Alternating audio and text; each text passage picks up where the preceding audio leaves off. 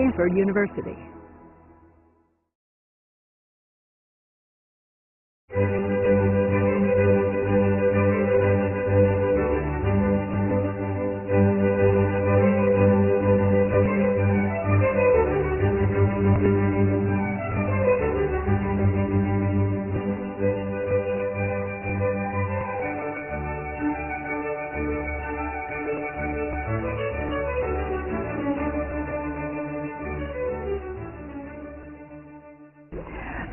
So I'm going to talk a little bit about translational research in head and neck cancer. I can't cover the entire field, but I'm just going to give you some example of some of the changes in head and neck cancer as a result of translational research, and we're also participating in those investigations.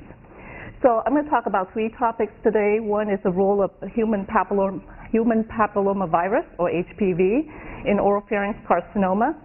The second is looking at the development of circulating prognostic marker, and this is the EBV, or Epstein-Barr virus DNA, in nasopharyngeal cancer. I can't say a lot of these things, I will abbreviate it.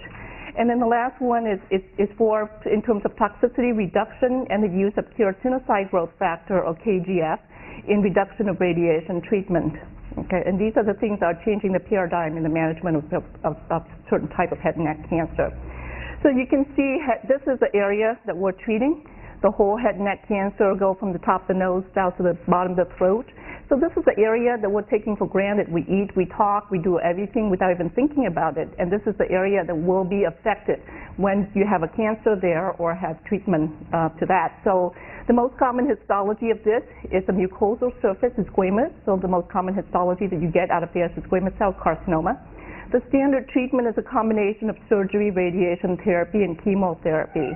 And the treatment failures are generally associated with really poor outcome, both in terms of death but also quality of life of these patients.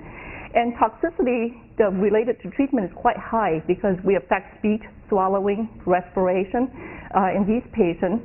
And so our focus in terms of research in the laboratory and the clinic will be look at prognostic markers so we can back off from the treatment of these patients or intensify treatment of some of these patients.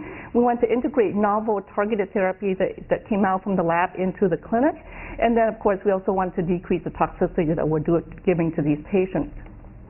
So let's talk about the first topic, look at HPV in oropharynx cancer. So oropharynx cancer, so what we're talking about is a tumor located in this location right here, which is a soft palate, the base of tongue, and the tonsillar area.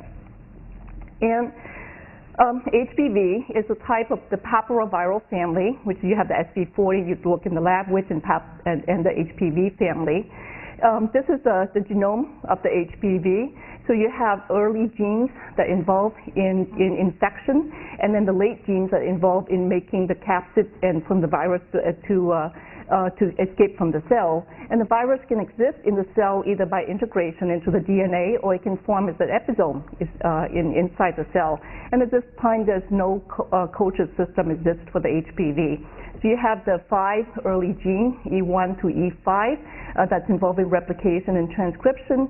You have E6 and E7, that's involved in the target P53 involving cell cycle regulation of the cell, but because of the involving cell cycle regulation, it's also involving transformation of the cell. And then you have the L1, L2, which are the coding protein for the virus, and that's actually very stable. So usually when we try to detect the virus, we still look for the L1, L2 because it tends to be not, when it's integrated, it's not a site of integration, so you can actually detect it in the human DNA. So the life cycle of HPV is that it usually infects the cell in the basal layer, and then when the cells start moving up, this is when we talk about the mucosal surface, it's the viral replication occur in this layer of the skin or the mucosa, and then it escape on the surface when you've gone on the surface of the mucosa inside your mouth or on top of your skin. And the HPV has been associated with a lot of cancer, and we know for sure it's cervical cancer. Most of the cervical cancer are HPV-related tumor, and most of them are very high-risk serotype, and the most common serotype we know is 16 and 18.